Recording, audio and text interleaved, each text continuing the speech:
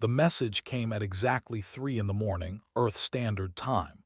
It arrived on every frequency that humanity used for deep space communication. It broke through military encryption. It pushed aside civilian broadcasts. It demanded attention. Admiral Park Ho was sleeping in his quarters at the United Earth Defense Command when his personal communicator started screaming. He opened his eyes and stared at the ceiling for 2 seconds. In 30 years of military service, he had learned that calls at 3 in the morning never brought good news. He sat up and grabbed the device. The face of his aide, Lieutenant Bora, appeared on the screen. Her eyes were wide with something he had never seen in her before: fear. "Admiral, you need to come to the command center immediately," she said. Her voice was shaking.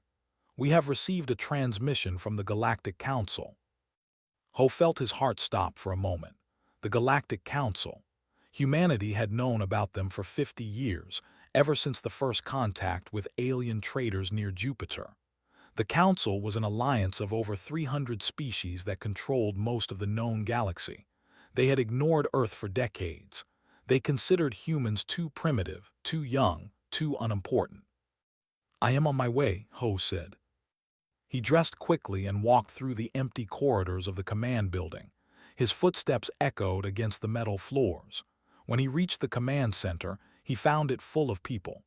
Officers stood at their stations with pale faces. Screens flickered with data that made no sense yet. Defense Minister was already there. She was a small woman with silver hair and cold eyes that had seen 3 wars. She turned when Ho entered and nodded once. "Admiral, thank you for coming so quickly." "What do we have?" Ho asked. Pointed to the main screen. "Play the transmission." The screen flickered and then an image appeared. It was an alien. Ho had seen many species during diplomatic meetings, but this one was different. It stood nearly 3 meters tall. Its skin was dark purple, and its eyes glowed with pale blue light. It wore robes made of material that seemed to shift and change color. "I am ambassador of the Empire," the alien said. Its voice was deep and cold. "I speak on behalf of the Galactic Council and its 347 member species. This message is directed to the species known as humans, who occupy the planet called Earth." Paused. The blue eyes seemed to look directly at everyone watching. "The Galactic Council has observed your expansion beyond your home system. You have established colonies on 12 worlds. You have built stations in systems that were not assigned to you. You have ignored the boundaries that the Council has set for younger species." Ho looked at, she did not look back. Her eyes were fixed on the screen. "This expansion ends now," continued. "The Council demands that humanity abandon all territory beyond your solar system. You will destroy your deep space fleet. You will limit your population to your home planet and its moon. You will submit to Council oversight for the next 1,000 years. The command center was completely silent. No one moved. No one breathed. "You have 7 standard days to accept these terms," said. "If you refuse, the Council will consider it an act of war. We will respond with the full force of our combined fleets. We have conquered 500 species who refused to obey. We have destroyed worlds that resisted our will. You are not special. You are not different. You are simply the next species that must learn its place." The transmission ended. The screen went dark. For 10 seconds, no one spoke. Then Lieutenant Bora turned from her station. "Admiral, the transmission was broadcast to every human settlement. Every colony, every station, every ship. Everyone heard it." Ho closed his eyes. He thought about his daughter, One, who lived on the Mars colony with her husband and 2 children. He thought about his son, Dongwu, who served on a patrol ship near the outer colonies.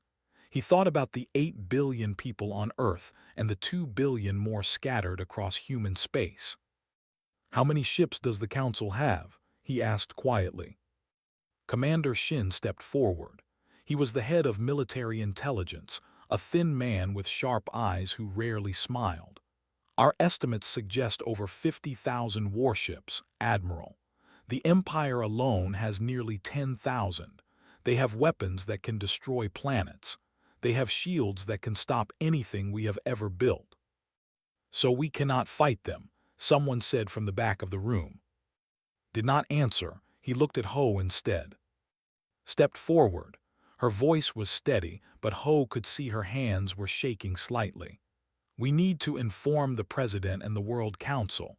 They will need to decide how to respond. What is there to decide? Asked Captain, one of the younger officers. Did you hear what they said? 50,000 ships, planet-killing weapons. We have 200 military vessels. We cannot fight this. Then what do you suggest? Asked coldly. That we surrender, that we abandon our colonies, that we let them put our entire species in a cage. I suggest that we stay alive, shot back. Dead people cannot fight for freedom later.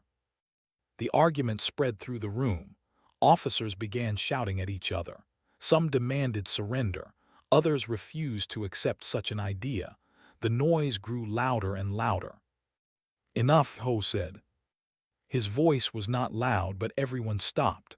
They turned to look at him. We will not make this decision tonight, he said. We have 7 days.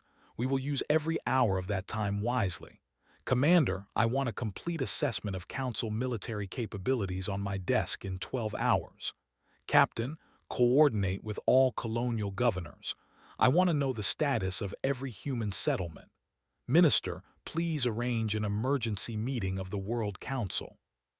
He paused and looked around the room at the frightened faces of his officers. I understand that you are afraid. I am afraid too. But fear is not a strategy. We will gather information. We will consider our options. And we will make a decision that serves all of humanity, not just our desire to survive this moment. The officers began moving to their stations. The room filled with the sound of voices and machines as people started working. Approached Ho quietly. Do you really think we have options? She asked in a low voice. Ho looked at her. There are always options, he said. Some are just more difficult than others. The Council has destroyed 500 species, reminded him. 500. We are one world against an entire galaxy. Ho nodded slowly.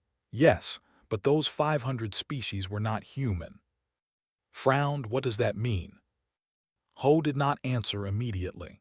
He walked to the window and looked out at the night sky. Somewhere up there, beyond the atmosphere, beyond the solar system, alien fleets were waiting. They expected humanity to surrender. They expected fear. They expected obedience. Have you ever studied human history, Minister? Ho asked. Some of it. Then you know what happens when someone threatens our homes, when someone threatens our families, when someone tells us that we must bow or die. Was silent. We fight, Ho said softly, even when we cannot win, even when the odds are impossible, even when every logical calculation says we should surrender. We fight because it is in our nature. We fight because we would rather die on our feet than live on our knees. He turned back to face her. The Council thinks they know what we are. They have watched us from a distance. They have read reports about our technology and our population, but they do not understand us. They cannot understand us, because they have never faced an enemy like humanity before. You sound like you have already made your decision, said. Ho shook his head. No, the decision belongs to all of us, but I know what I will recommend when the World Council meets. I will recommend that we tell the Galactic Council exactly what they can do with their ultimatum. Stared at him for a long moment. Then slowly she smiled. It was a cold smile, but there was fire in her eyes. Then I suggest you start working on your speech, Admiral. You are going to need a good one. Ho nodded. He looked back at the window, at the stars that held both humanity's future and its possible destruction. 7 days. They had 7 days to decide the fate of their species. 7 days to find courage in the face of impossible odds. 7 days to show the galaxy what humans were really made of. The ultimatum had been delivered. Now it was time for humanity to respond. In the command center behind him, officers worked through the night. Data flowed across screens. Communications went out to every colony and every ship. The machinery of human civilization began to wake up, to prepare, to ready itself for whatever was coming. And in the cold silence of space, the Council waited. They had done this many times before. They knew how it would end. Every species eventually surrendered. Every species eventually learned that resistance was pointless. But they did not know humans, not yet. They would learn. The emergency session of the World Council began 48 hours after the ultimatum arrived. Representatives from every nation on Earth gathered in the Great Hall in Seoul. It was the largest building ever constructed by human hands, a monument to unity that had been built after the Third World War, when humanity finally learned that fighting each other was a waste of time and life. Admiral Ho stood at the back of the hall and watched the delegates take their seats. He saw fear on many faces. He saw anger on others. He saw confusion, despair, and hopelessness. But he also saw something else in a few eyes, something that looked like determination. Defense Minister sat in the front row with the other cabinet members. She caught Ho's eye and nodded once. Everything was ready. President Moon Jin walked to the central podium. She was an older woman with white hair and a face that showed the weight of impossible decisions. She had led humanity through the energy crisis of 15 years ago. She had overseen the expansion to the outer colonies. Now she faced the greatest challenge in human history. "This session is now open," she said. Her voice carried through the silent hall. "You all know why we are here. You have all seen the transmission from the Galactic Council. We have 5 days remaining to respond."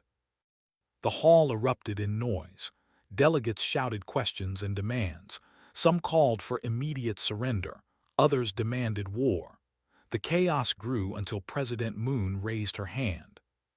"Silence," she said. "We will discuss this properly, or we will not discuss it at all." The noise died down slowly. "I will now invite Admiral Park Ho to present the military assessment," the president continued. "Admiral." Ho walked to the podium. He carried no notes. He had memorized everything he needed to say.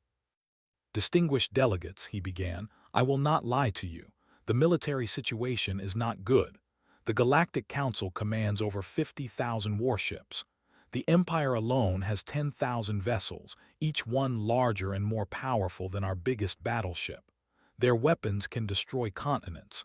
Their shields can stop our most advanced missiles. If we fight them with what we have shown the galaxy, we will lose."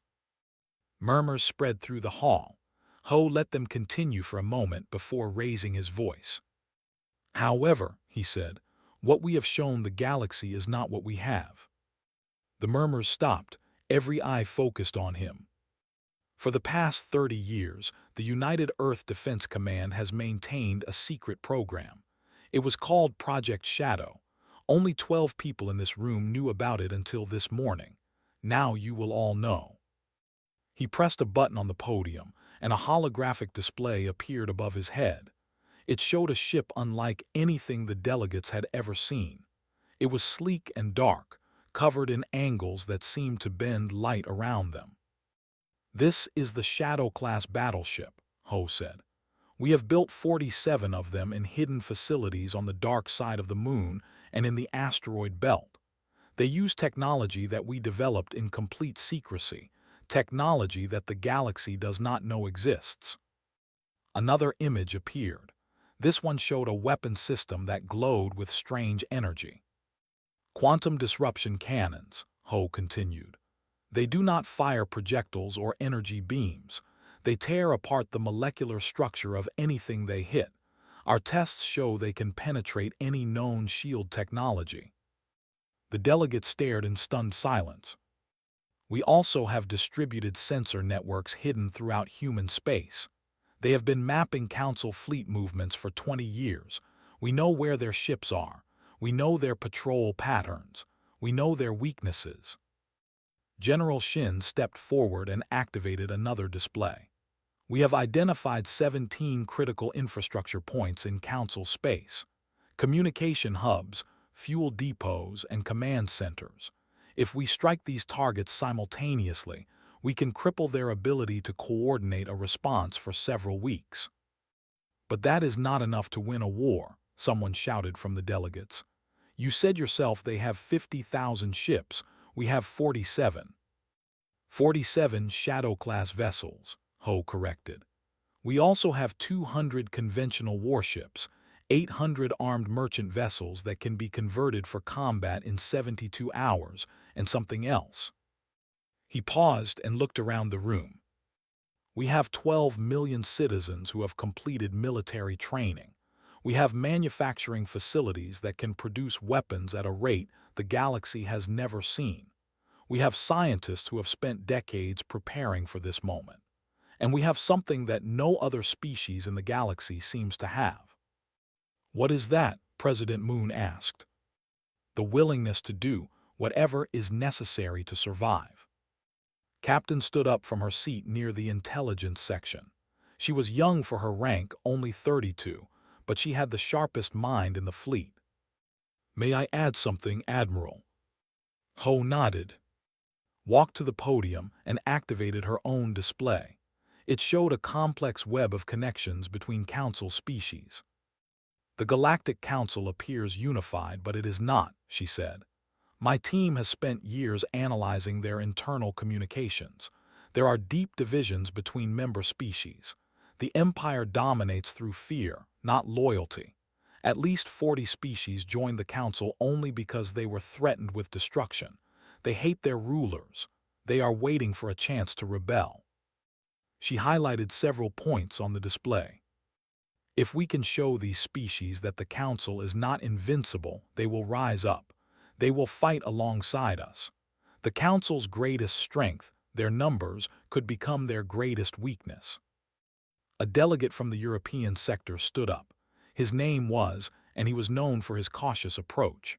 This all sounds impressive, he said, but you are asking us to gamble the future of our entire species on secret weapons and the hope that aliens we have never met will help us.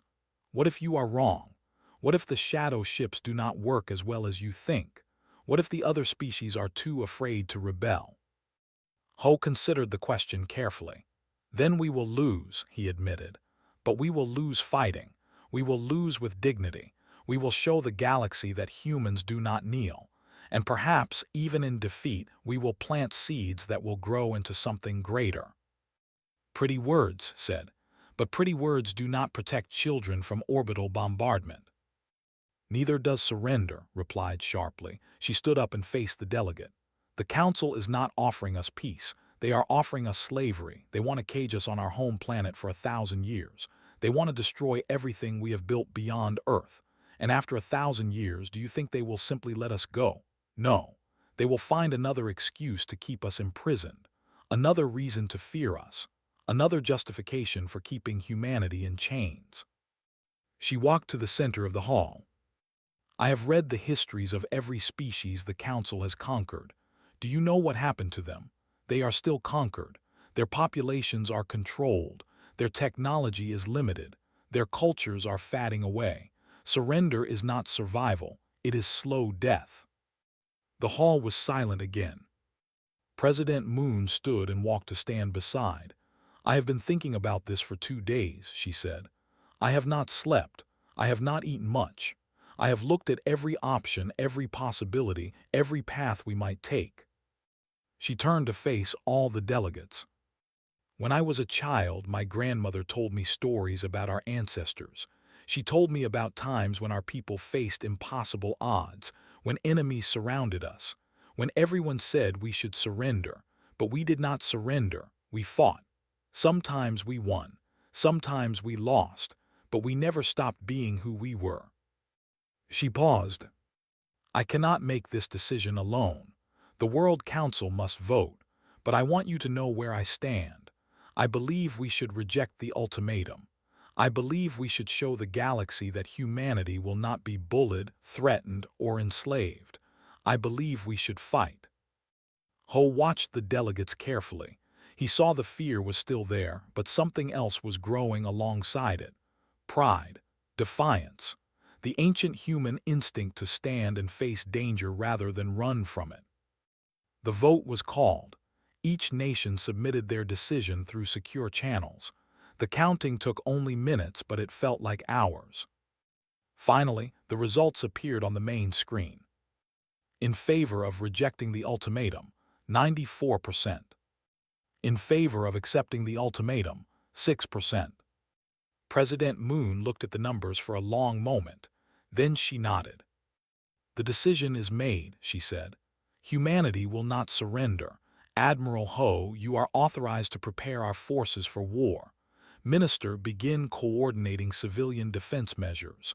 And someone prepare a response to the Galactic Council. Make it clear. Make it memorable. Make them understand exactly who they have threatened." Ho saluted. "Yes, Madam President." As he turned to leave, he felt something he had not felt in a long time. Hope. It was small and fragile like a candle flame in a storm, but it was there. Humanity had made its choice. Now they would face whatever came next, together. The gathering was over. The war was about to begin. Admiral Park Ho stood in the broadcast chamber of the United Earth Defense Command. Around him, technicians worked at their stations, preparing the most important transmission in human history. Cameras pointed at him from every angle. Screens showed the feed that would soon go out to every corner of the galaxy. Defense Minister stood nearby with her arms crossed. "Are you ready?" she asked. Ho adjusted the collar of his dress uniform. It was dark blue with gold trim, decorated with medals from 3 decades of service. Today, those medals meant nothing. Today, only his words mattered. "Ready as I will ever be," he said. President Moon's voice came through his earpiece. "Admiral, we are prepared to broadcast on all frequencies. Every human settlement will receive this live. We have also hacked into Council communication networks. Every species in the galaxy will see this within the hour." "Understood, Madam President." "Speak for all of us," she said. "Make them remember this day." The main technician held up 3 fingers, then 2, then 1. The red light on the camera turned on. They were live. Ho stood straight and looked directly into the lens. When he spoke, his voice was calm and clear. "This message is addressed to Ambassador of the Empire and to all members of the Galactic Council. I am Admiral Park Ho of the United Earth Defense Command, and I speak on behalf of all humanity." He paused for a moment to let his words sink in. 5 days ago, you delivered an ultimatum to our species. You demanded that we abandon our colonies. You demanded that we destroy our fleet. You demanded that we accept 1,000 years of imprisonment on our home world. You told us to surrender or face destruction. His eyes hardened. "We have considered your demands.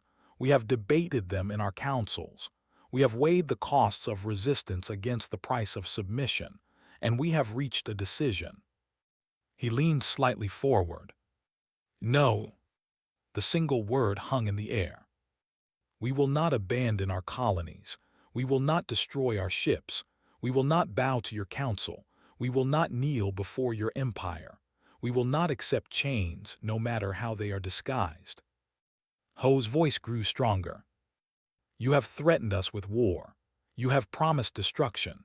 You have told us that 500 species have fallen before your power. You believe this makes you strong. You believe this makes you invincible." He shook his head slowly. "You are wrong. Those 500 species surrendered because they believed they had no choice. They submitted because they thought death was the only alternative. But you have never faced a species like humanity. You have never met a people who would rather die than live as slaves." He raised his hand and pointed directly at the camera. "You want war? We will give you war. Not the kind you have seen before. Not the polite conflicts between civilized species who know when to surrender. We will give you absolute war, total war. The kind of war that burns everything in its path. The kind of war that does not end until one side is completely destroyed. His voice dropped to something cold and dangerous. You think you know what we are capable of. You have watched us from a distance. You have read reports about our technology and our military, but you have only seen what we wanted you to see. You have only measured what we allowed you to measure. He smiled, but there was no warmth in it. We have been preparing for this day for 30 years. While you ignored us, while you dismissed us as primitive newcomers, we were building. We were planning. We were waiting for the moment when you would finally turn your attention to Earth. That moment has come, and you have made a terrible mistake. Ho stepped back and spread his arms wide. I speak now not just to the Council, but to every species in the galaxy. To the Empire and its allies I say this: we are coming for you. We will tear apart your fleets. We will shatter your empire. We will make you regret the day you threatened humanity. To the species who live under Council rule, who were conquered and enslaved, who have been waiting for someone to stand against your oppressors, I say this: your wait is over. Rise up. Fight back. Join us, and together we will break the chains that bind you. He lowered his arms, and his voice became quiet but intense. In our history there is a saying: when you have nothing left to lose, you become dangerous. The Council has tried to take everything from us: our future, our freedom, our dignity. You have made us dangerous beyond anything you can imagine. This is our declaration. From this moment forward, a state of absolute war exists between humanity and the Galactic Council. There will be no negotiations. There will be no compromise. There will be no mercy. We did not start this war, but we will finish it. He straightened to his full height. To the soldiers and citizens of Earth and all human colonies, I say, stand ready. Our finest hour is upon us. The galaxy will learn what happens when you threaten our home. This is Admiral Park Ho signing off. The red light faded. The broadcast was over. For a moment, there was complete silence in the chamber, then walked over to stand beside Ho. That was quite a speech, she said quietly. It was the truth, Ho replied. Now we have to make it real. Across human space, billions of people watched the broadcast. On Earth, crowds gathered in public squares and cheered. On the colonies, workers stopped what they were doing and stood in silence as the Admiral's words echoed through speakers. On military vessels, soldiers saluted their screens. And across the galaxy, other species watched too. Some watched with fear. They knew what the Council would do in response. They expected to see humanity crushed within days. But others watched with something different, with hope, with recognition. They saw in humanity something they had lost long ago: the courage to say no. On the command ship, Ambassador stood before a gathering of Council representatives. The transmission had just ended. The chamber was filled with the murmur of dozens of different languages. Interesting, said, his glowing blue eyes narrowing. The humans are more dramatic than I expected. A representative from the collective spoke up. She was a small creature covered in green scales. Perhaps we should reconsider our approach, Ambassador. This species seems unusually aggressive. Laughed. It was a deep, rumbling sound that made the smaller species flinch. Aggressive words are not the same as aggressive action. Every species makes grand declarations when facing defeat. They all believe they are special. They all believe they can succeed where others have failed. He waved a long, purple hand dismissively. The humans have 200 ships. We have 50,000. They have 12 colony worlds. We have 10,000. Their entire species could fit on one of our smaller planets. This war will be over within a week. But what about the hidden weapons he mentioned? Another representative asked. The secret preparations. Smiled, revealing rows of sharp teeth. Desperate lies. Attempts to make us hesitate. I have seen this tactic 100 times. Young species always overestimate their own cleverness. They cannot accept that they are simply inferior. He turned to face the full council. We will dispatch our forward fleet immediately.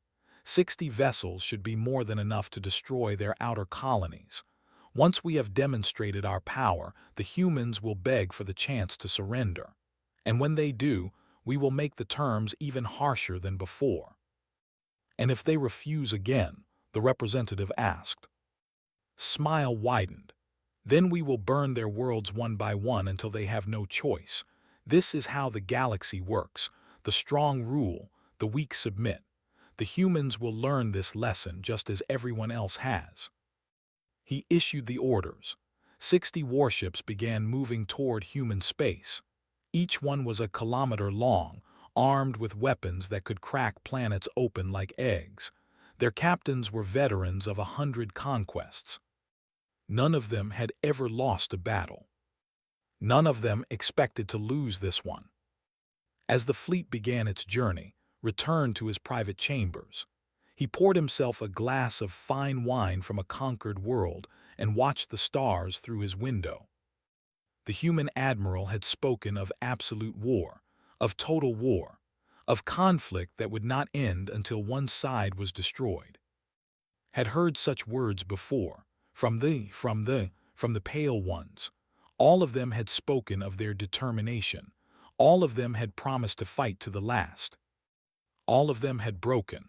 All of them had surrendered in the end. The humans would be no different. He was certain of it. What he did not know, what he could not know, was that deep in human space, hidden fleets were already moving. Ships that did not appear on any sensor. Weapons that had never been tested in battle. Soldiers who had trained for 30 years for exactly this moment. The first battle of the war was coming, and the galaxy would never be the same. Captain sat in the command chair of the Shadow-class battleship Vengeance. He was a quiet man with steady hands and eyes that never seemed to blink. For 15 years, he had trained in secret facilities, preparing for a war that many people thought would never come. Now that war was here. All systems are ready, Captain, reported Lieutenant Mira from the tactical station.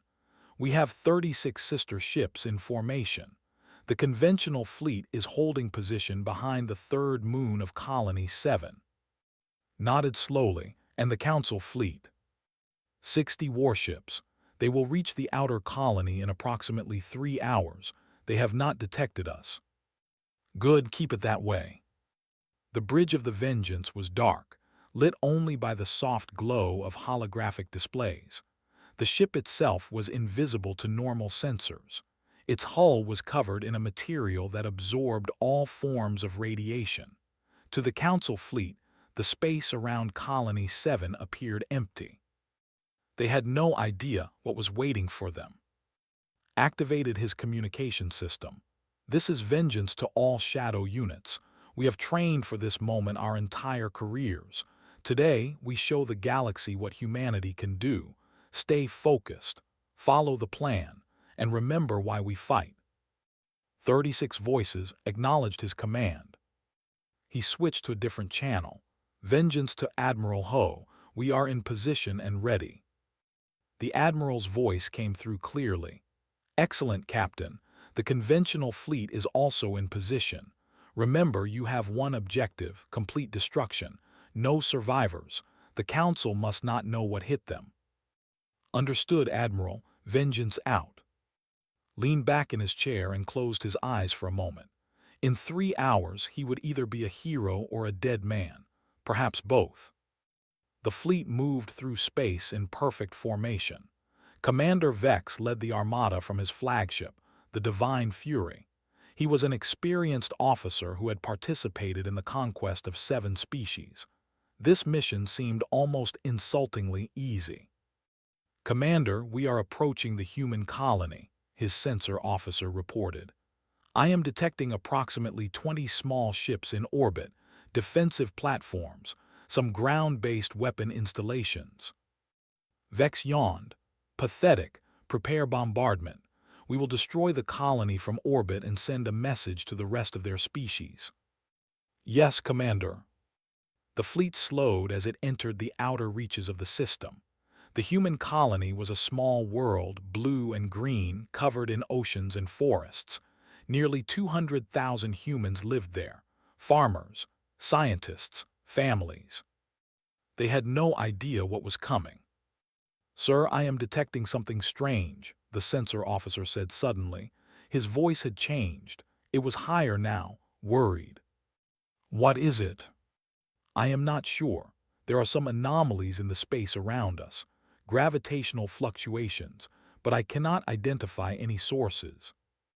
Vex frowned. "Natural phenomena." "Possibly, but the pattern is unusual. It almost looks like—" He never finished the sentence. The first quantum disruption beam hit the Divine Fury directly in the center of its hull. The ship did not explode. It did not catch fire. It simply came apart at the molecular level. One moment it was a kilometer-long warship.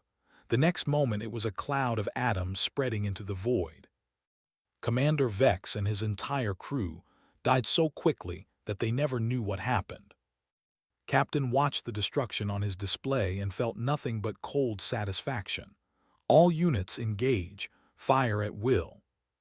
The space around the fleet suddenly came alive with death. 37 shadow ships simultaneously, appearing from nowhere like ghosts made of metal and rage. Their quantum disruption cannons fired in perfect coordination, each beam targeting a different council vessel. In the first 10 seconds, 12 warships ceased to exist. The remaining ships tried to respond. They turned their weapons toward the attackers. They raised their shields. They called for help. Nothing worked. Their weapons could not track targets they could not see. Their shields could not stop attacks that disassembled them at the atomic level. Their communications were jammed by technology they did not understand. The battle was not a fight. It was an execution. Lieutenant Mira called out targets with machine-like precision. Enemy vessel bearing 74, range 2000, locked. Fire ordered. Another ship died. Enemy vessel attempting to flee, bearing 113, range increasing. Pursuit vector, target their engines. The fleeing ship lost its propulsion system and drifted helplessly. A second later, it too became atoms. In less than 15 minutes, 53 warships were destroyed. The remaining 7 tried to scatter in different directions, hoping that at least one of them could escape to warn the Council. They did not succeed.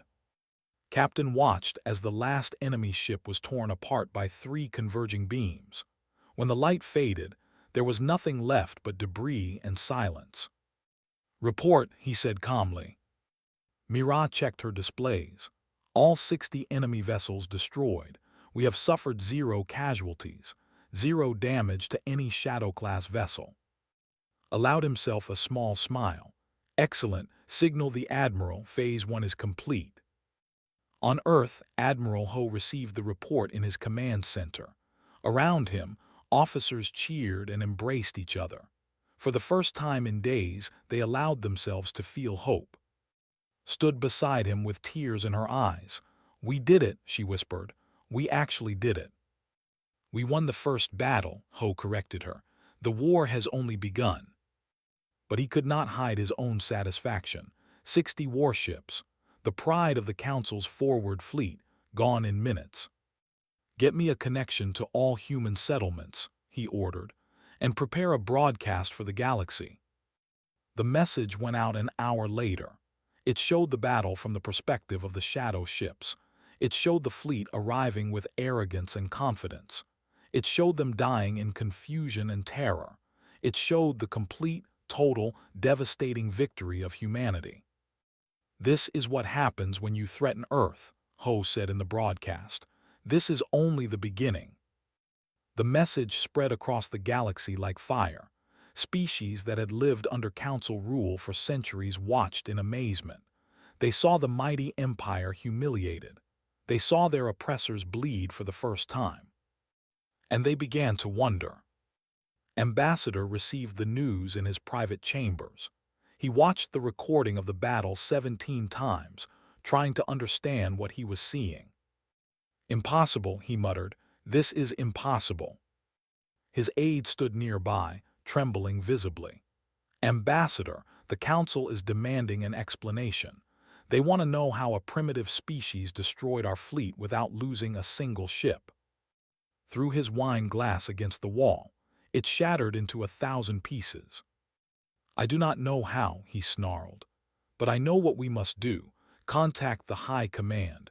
We need to mobilize the entire military, every ship, every soldier, every weapon we have. Ambassador, that has never been done in Council history, not even for the largest rebellions. Turned to face his aide. His blue eyes were burning with fury. This is not a rebellion, this is something new, something we have never faced before. He walked to the window and stared out at the stars. The humans have been deceiving us, for years, perhaps decades. They built weapons we did not know about. They developed technology we did not detect. They played weak while they became strong. He clenched his fists. But strength does not matter if you do not have numbers. They have 30 or 40 advanced ships. We have 50,000. We will crush them with sheer weight. We will sacrifice 1,000 ships for every one of theirs if necessary. And if that is not enough. Did not answer for a long moment. When he finally spoke, his voice was quiet and dangerous. Then we will burn their planets, one by one, until there are no humans left. Across the galaxy, the war entered its next phase. Council fleets began gathering from every corner of their empire. Thousands of ships were called back from patrol duty, from garrison posts, from exploration missions. The entire military might of 300 species prepared to descend upon human space. But other things were happening too. On 17 conquered worlds, secret meetings took place. Species who had been enslaved by the Council gathered in hidden locations and watched the recording of the battle. They saw that the Council could be beaten. They saw that their masters were not invincible. And they began to plan. The collective sent a secret message to Earth. We stand ready to support you. Tell us when. The survivors, who had hidden in the ruins of their destroyed for 50 years, sent their own message. We remember what freedom felt like. We want to feel it again. A dozen other species reached out, offering intelligence, supplies, and eventually soldiers. The Council's empire, which had seemed so solid, began to show cracks. Admiral Ho received these messages in his command center. He read each one carefully, and for the first time in weeks, he allowed himself to feel something beyond grim determination. They are waking up, he said too. All across the galaxy they are waking up. Because of what we did today. Because of what we showed them today. That it is possible to fight back. That the Council is not invincible. That hope is not dead. He looked at the map of the galaxy displayed on his wall. Thousands of lights represented Council ships moving toward human space. They outnumbered humanity's forces 100 to 1. But the map also showed something else. Smaller lights appearing across conquered space. Resistance movements forming. Rebellions beginning. The seeds of revolution taking root. This is just the awakening, Ho said quietly. The real war is about to begin. Outside, in the cold darkness of space, human and alien ships moved through the void. Some carried weapons of destruction. Others carried messages of hope. All of them were heading toward a collision that would reshape the galaxy forever. The Council had wanted to crush humanity. Instead, they had lit a fire that could not be extinguished. And that fire was spreading. 6 months had passed since the first battle. The galaxy had changed beyond recognition. Admiral Park Ho stood on the bridge of the UES Defiance, the largest ship humanity had ever built. It was 3 kilometers long, bristling with weapons that could tear apart stars. Around it, a fleet of over 2,000 vessels moved through space in perfect formation. But the human ships were not alone. Cruisers flew alongside them, their green hulls decorated with symbols of freedom. Fighters, rebuilt from scavenged parts and pure determination, darted between the larger vessels. Ships from a dozen other species filled the formation, each one representing a world that had risen against the Council. "Report," Ho ordered. Captain appeared on his communication screen. The once quiet man now commanded an entire fleet group. "All forces are in position, Admiral. We have surrounded their remaining fleet is trapped in orbit." "Casualties?" "Light, we lost 37 ships in the approach battle, the lost 12, the lost 8. In return, we destroyed over 400 Council vessels." Ho nodded. The numbers were acceptable, though every lost ship represented brave soldiers who would never go home. He carried their deaths with him like a weight on his shoulders. "Status of the planetary defenses." "Operational but weakened. We have destroyed their orbital stations and disrupted their shield network. They can still fight, but they cannot stop us." Defense Minister walked onto the bridge. She looked older than she had 6 months ago. The war had aged them all. "The Council is requesting communication," she said. "Ambassador himself." Ho smiled coldly. "Finally put him through." The main screen flickered and his face appeared. The once arrogant ambassador looked broken. His purple skin had faded to a sickly gray. His glowing blue eyes were dim. Behind him, the command center of his flagship showed damage and chaos. "Admiral Park," said. His voice was rough and exhausted. "I see you have come to finish what you started." "I have come to offer you a choice," Ho replied. "The same choice you offered us 6 months ago, surrender or destruction." Laughed bitterly. "How poetic, the humans learn quickly."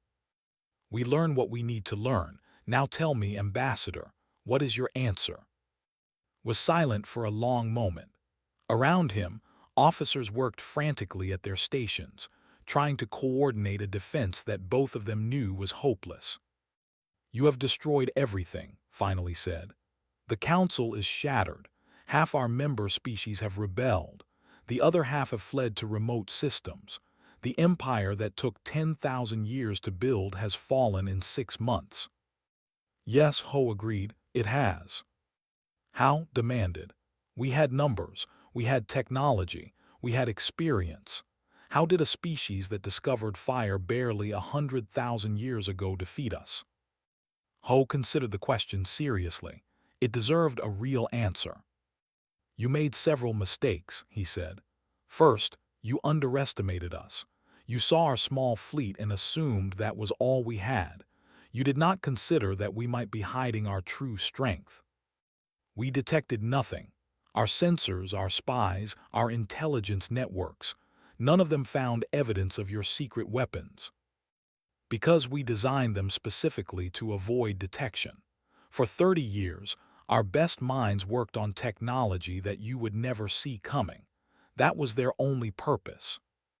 Shook his head in disbelief.